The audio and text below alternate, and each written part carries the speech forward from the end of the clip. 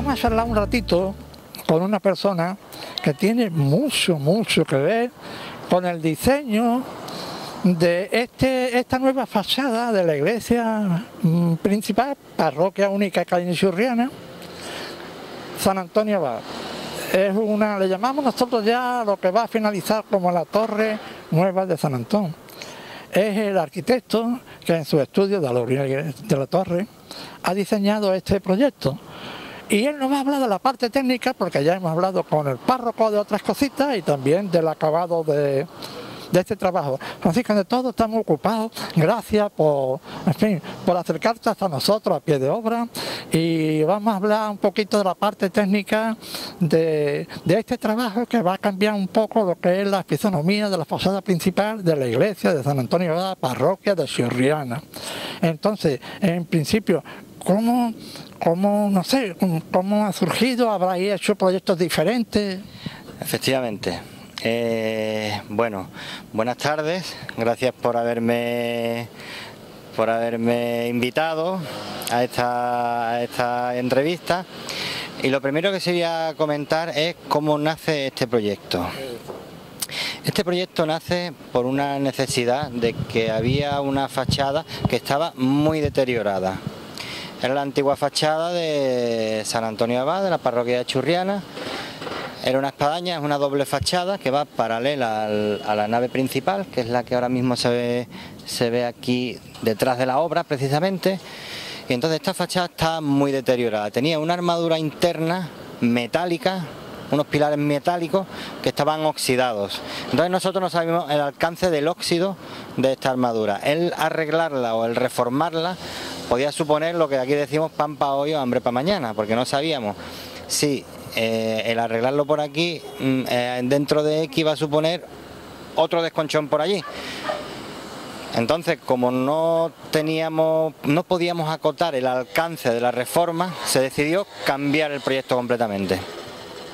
Entonces, lo que empezó con una reforma continuó como un proyecto básico de ejecución de una fachada entera. Es decir, demolición de lo que había al principio y hacer una entera nueva, ya con medios modernos, con hormigones actuales, con armaduras actuales que puedan aguantar pues todos los requerimientos que el diseño necesite.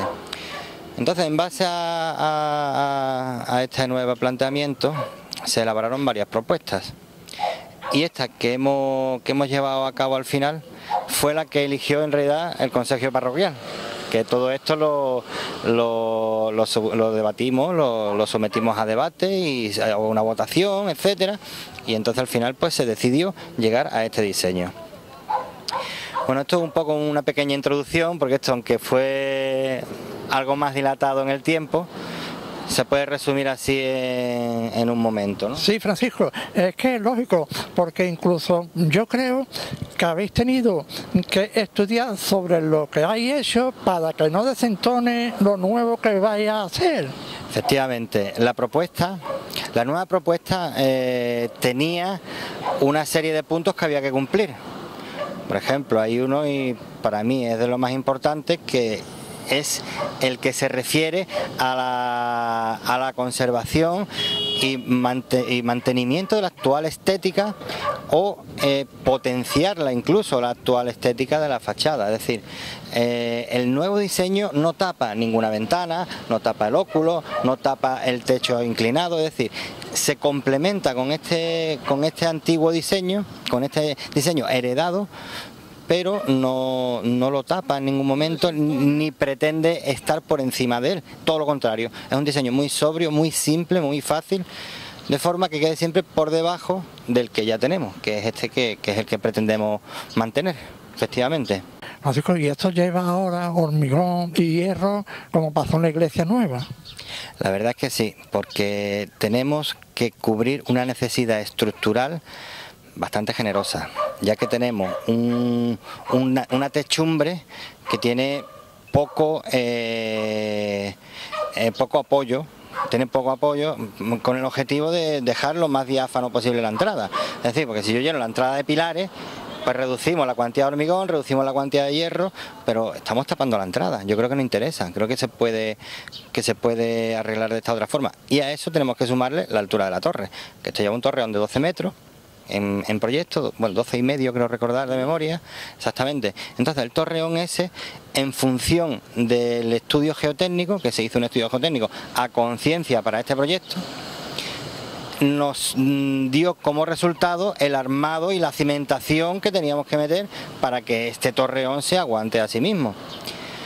Y ese es el resultado de... Por eso ha sido la cuantía, más que de hormigón tampoco ha salido una cuantía exagerada, pero sí es cierto que de acero ha salido un poquito altita, eso sí es cierto. Francisco, es que el torreón, la torre, ya le llamamos aquí, como aquí de momento lo ponemos nombre, la torre de San Antón, así como suena.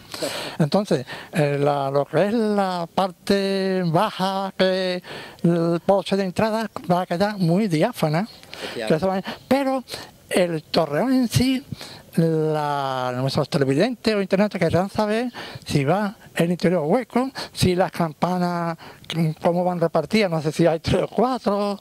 Bueno, pues el diseño actual que se aprobó contempla un torreón hueco, pero de acceso restringido. Es decir, solo podrá acceder personal autorizado para mantenimiento, reparación, etcétera. Y en el torreón, en la parte de arriba del todo, nosotros hemos querido las mismas campanas que había, mantenerlas. O sea, quitarlas, las mismas que había, guardarlas, terminar la obra y volver a ponerlas, o restaurarlas y volver a ponerlas. Entonces, si os acordáis, antes teníamos aquí 3 campanas, esas son las mismas que se van a poner de nuevo, otras 3 campanas, o sea, en distintos sitios, pero las mismas 3 campanas. El torreón tiene también el acceso hueco, tiene una escalera para subir hasta arriba, tiene sus tomas de electricidad para poner unos puntos de luz, etcétera. Y también para permitir el giro de las campanas, porque las campanas tienen un giro accionado por electricidad, por un motor eléctrico. Y otra cosa muy importante que se me ocurre, donde van las campanas, aunque va interior, lleva al estilo antiguo arcos que se vean o que salga el sonido. Se ven unos ventanales bastante generosos donde van a salir bastante bien el sonido. Sí, seguro que sí. La antigua torre tenía incluso un reloj que desapareció antes de derribarla, pero vamos, esta no.